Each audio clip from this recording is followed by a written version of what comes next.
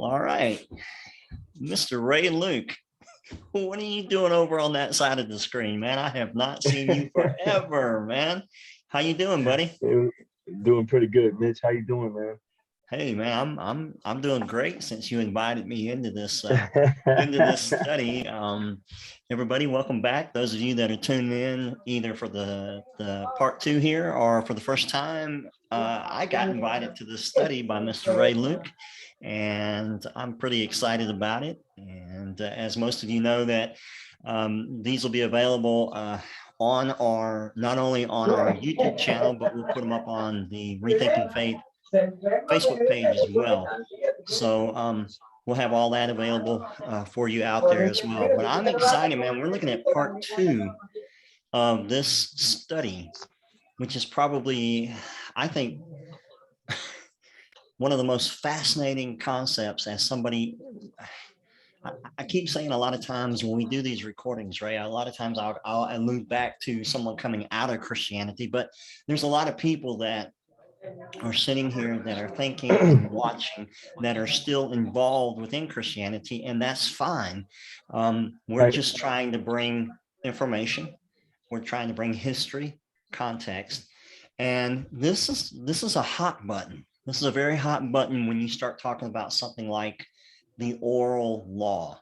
I grew up, as I grew up within the church, it was always one thing to think about the transmission of the law, from God to Moses, and then down the line, the lineage and the transmission on, to where we are today.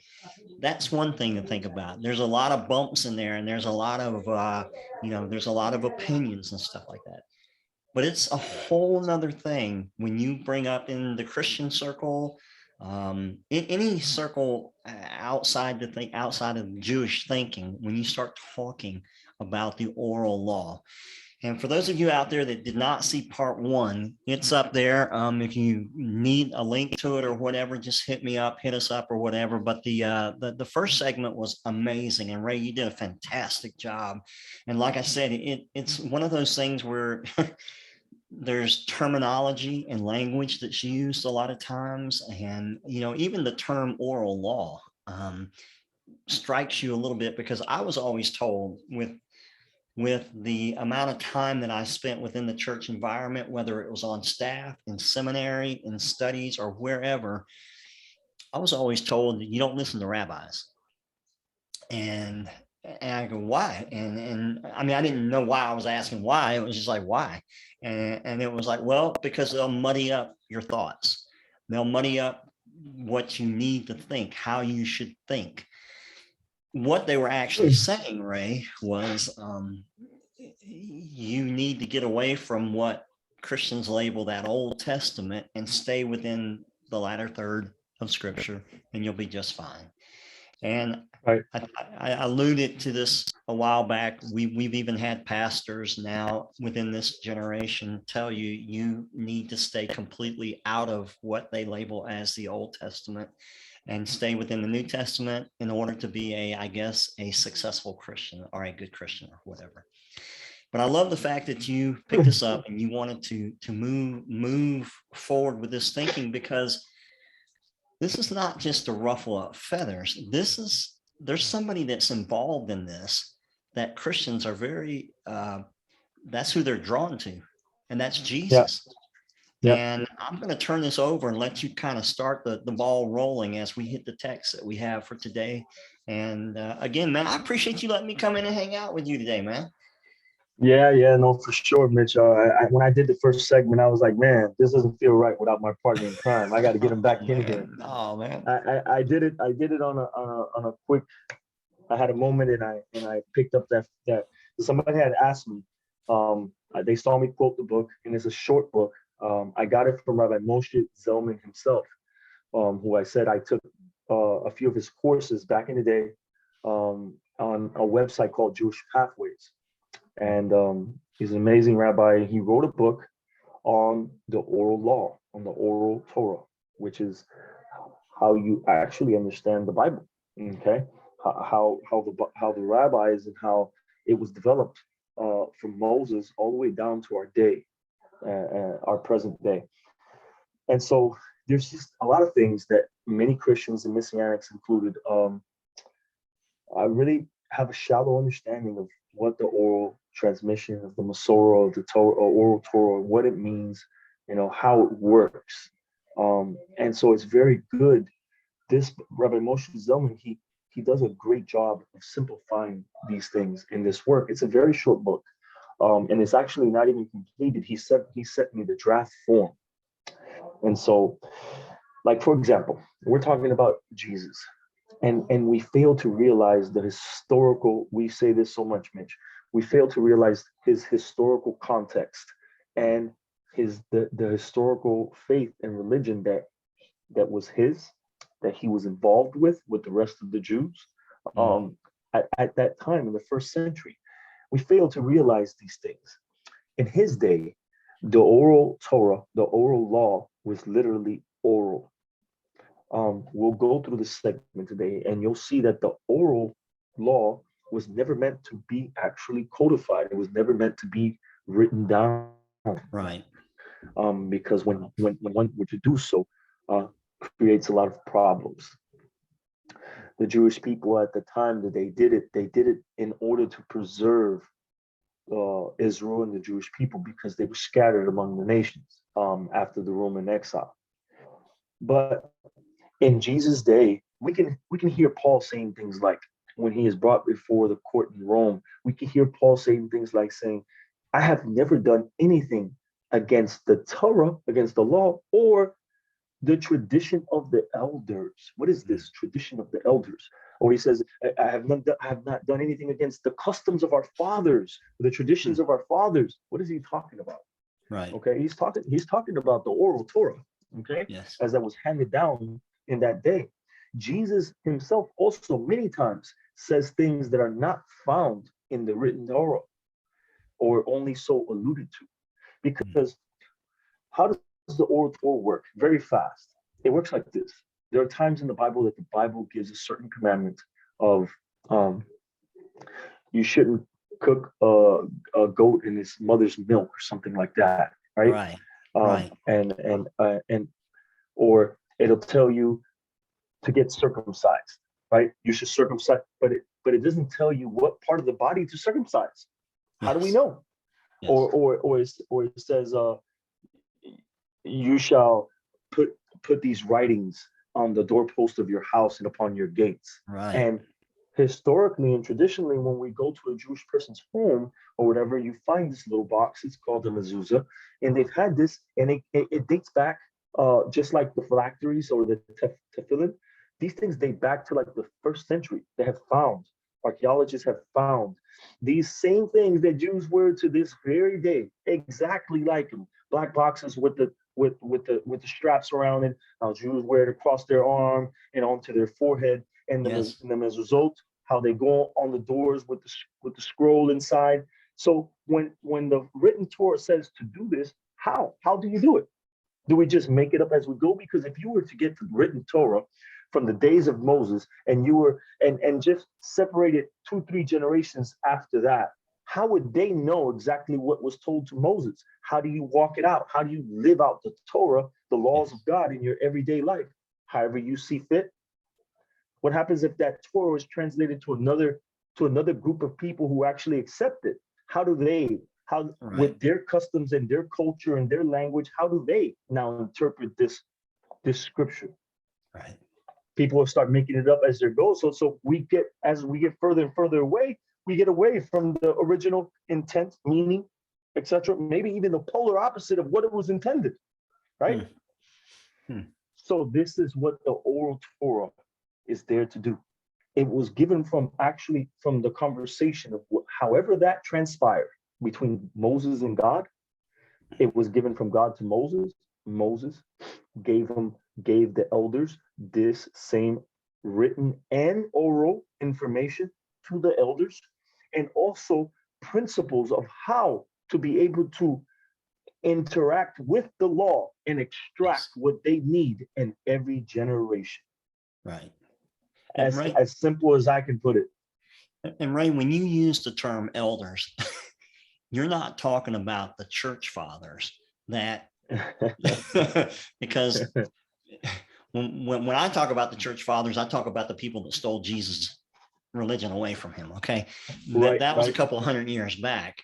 But when you talk about elders, so you're talking about this was back before the days Jesus was stolen away from his faith. We're talking about the elders found in the Torah itself, in the 5 books of Moses, when God tells Moses to put his spirit on 70 of the elders.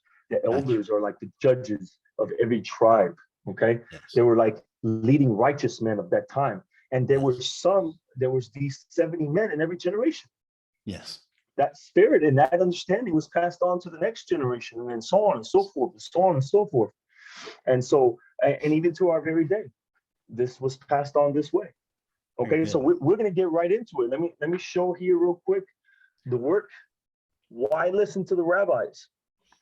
The authenticity of the oral law by Rabbi Moshe Zelman. Just a few days ago, I did the first segment, and now we're going to go right into the next segment. I'll read and we'll share some insights, we'll go from there. All right. Why put the oral law in writing? Why did it have to come in writing, right? So he says like this: why was the Mishnah eventually written down? The Mishnah was written in response to an impending crisis in the Jewish world. The Second Temple was destroyed in the year 68 Common Era, and some say 70. Okay. 68 or 70. Okay. All right. And within a couple of generations, the Jews were beginning to feel the effects of the Roman exile. Jewish communities were losing touch with each other through the oppression of exile and difficulty in communication. There was no Wi-Fi, there was no phones or nothing like that. So it was very difficult to keep the Jewish people together. Yes. And in sync. Okay, so, and because the integrity of the oral law depended on a clear line of communication to the next generation, there was a serious concern that the teachings and understandings of the rabbis would evolve in different directions in different communities. Mm-hmm. Okay. Mm-hmm.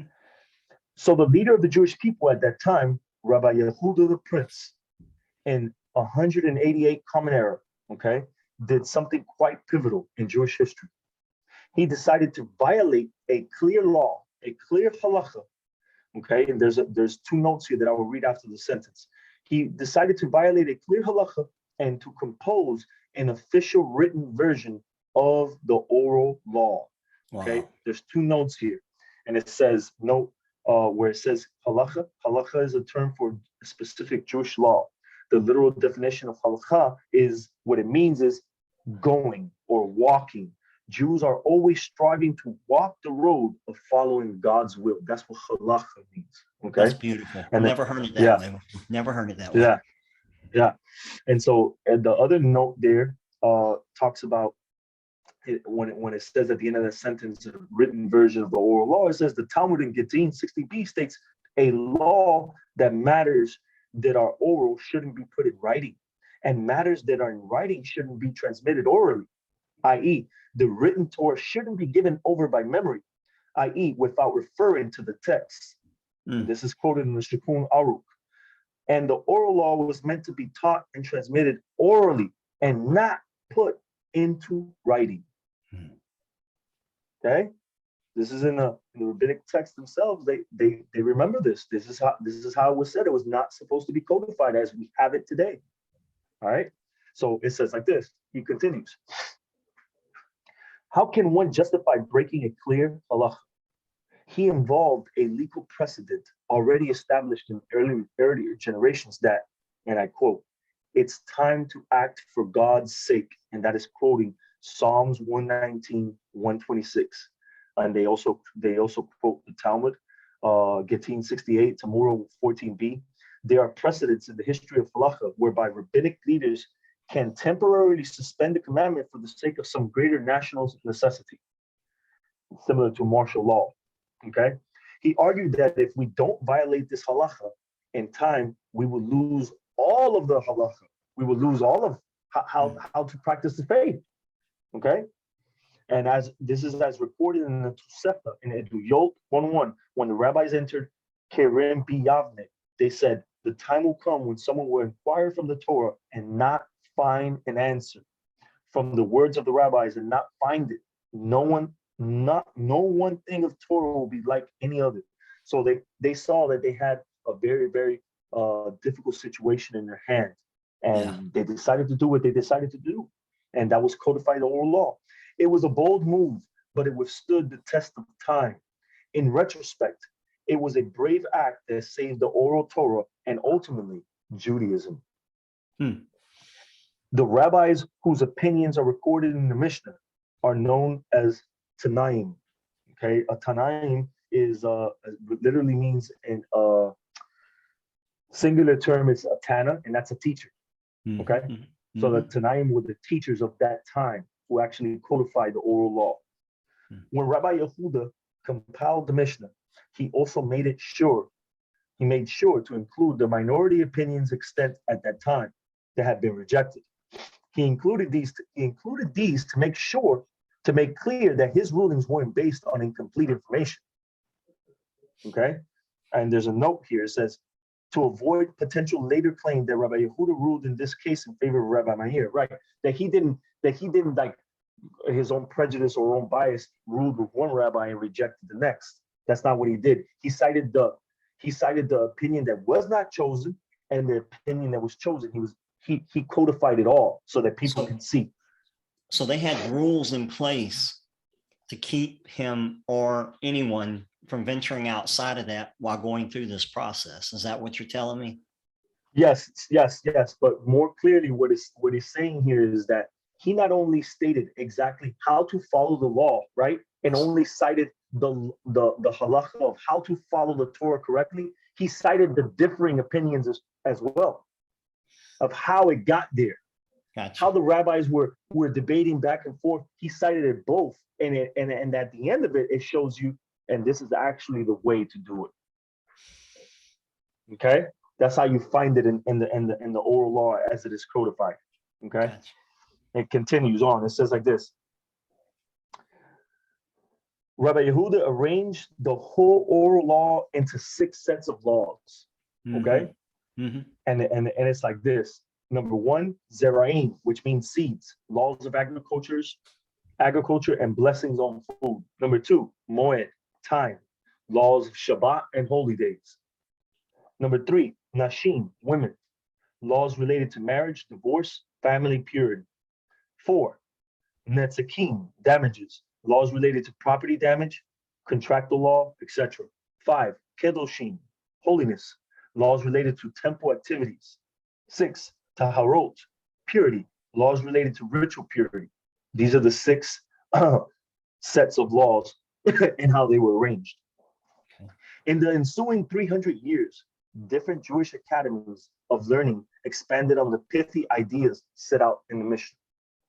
These discussions were recorded in a ruling commentary on the Mishnah known as the Gemara. The Mishnah and the Gemara were ultimately compiled together in what became known as the Talmud. Okay, the Mishnah and the Gemara were compiled and put forth, and we know it as the Talmud. The Talmud, we have 2 segments. We have the Jerusalem Talmud with the school of Jerusalem. We have the school of Babylonian. Okay, those rabbis are known. Those who did this are known as the Amorim. The Amorim, what does this mean? Singular for more, meaning a speaker. Their job was to elucidate the sayings of the Tanaim, not to produce new ideas. They were only to elucidate what the Tanaim, what the generation before them, who codified the oral law, they were to elucidate what they brought down, not to make anything new. Okay? The Amorim, these speakers, said, if the earlier generation, listen to this, Mitch, if the earlier generation were like angels, we're like men. And what did they mean by that? This is what they mean.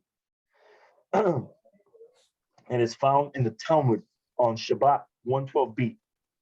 They saw themselves as being further removed from the original transmission of the principles of the oral law, and thus less capable of understanding how to derive new laws. That's why if the earlier generations were like angels, they were like men. Okay?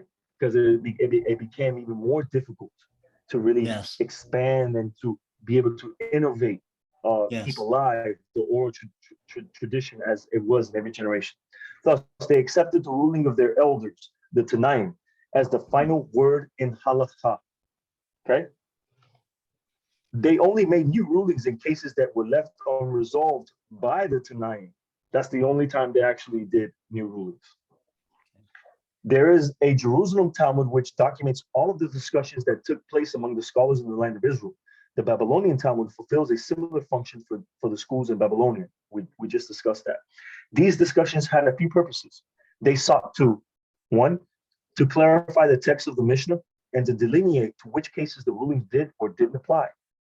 Two, to resolve seeming contradictions between the Mishnah and other recorded versions of the law, known as the Braitot or Tosafot, which means outer or additional or less official variant recordings of the law. Three, to make practical rulings where laws were left ambiguous. So if something was left ambiguous, they tried to make it more practical so that the next generation could understand. And four, to apply its principles to new cases that had arisen.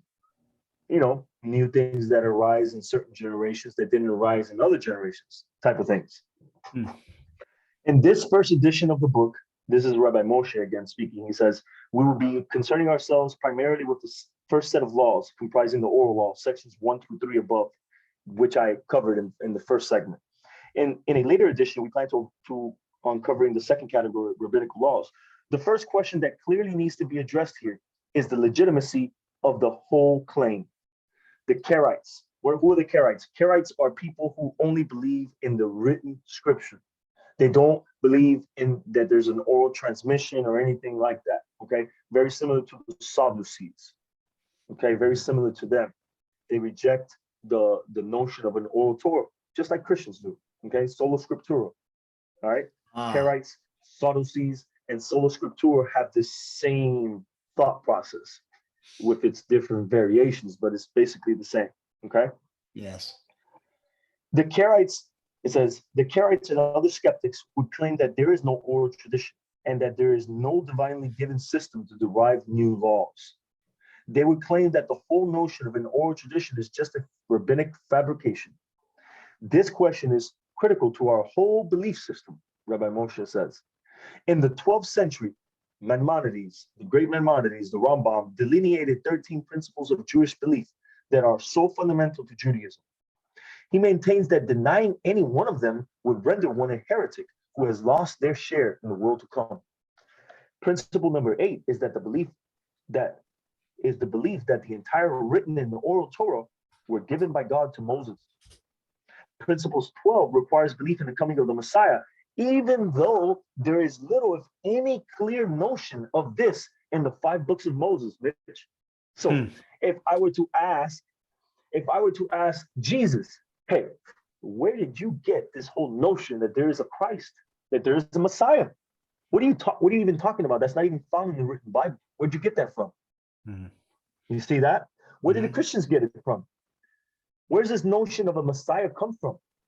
Especially in the understanding of Jesus himself, or of other rabbis who believe the same things that Jesus believed, that there would be a son of David who would reign forever and ever.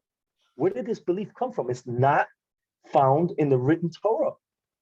It is only elucidated and extracted if you are connected to the transmission given by Moses to the generation of Masorah, the oral law. Wow. The concept of a Messiah is oral. It's an oral tradition. Okay? So it says like this. Principle 12 requires belief in the coming of the Messiah, even though there is little, if any, clear notion of this in the 5 books of Moses. And so too with principle 13, the belief that after the Messiah comes, there will be a final resurrection of the dead. There's another one. Another thing Christians take for granted, but not found clear in the writings of the Torah. Not found. It's an oral understanding, it's an oral belief given from God to Moses and to the following subsequent generations. Jesus talked about it like if it was second nature. Yes. He talked about it like it was normal. He talked about the resurrection of the dead, and so did all the Jews, like it was second nature. Yes. Because we do not have the insight to that faith in that religion at that time. Yeah. How did they come up with that if they only believed in the written Bible, as is the preconceived notion? You see that? Yes, sir. So it says, it continues, it says, it is because of these principles that we don't look at Karaites as a less religious branch of Judaism. We see it as antithetical to traditional Judaism, actually heretical. In halakhic terms, there's no difference between an idol worshiper and a Karaite. Wow. Wow. That's big there. Because I mean, Jesus would say of the Sadducees that they do not know the scripture. They're totally in no understanding. You hardly ever hear him debating or anything with Sadducees. He was always debating with those who he believed should have known better, Pharisees and stuff like that. Yeah. Okay.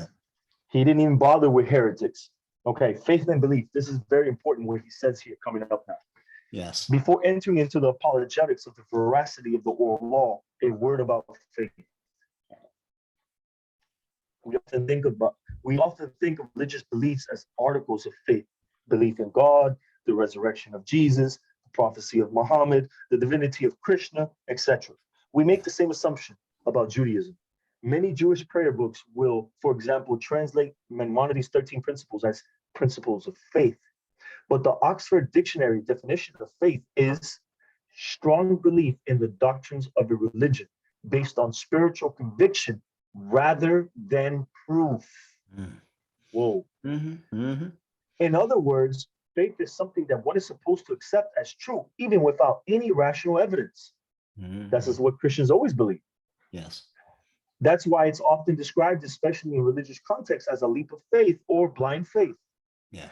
A familiarity with Hebrew makes it clear that faith is simply not a Jewish approach to our convictions.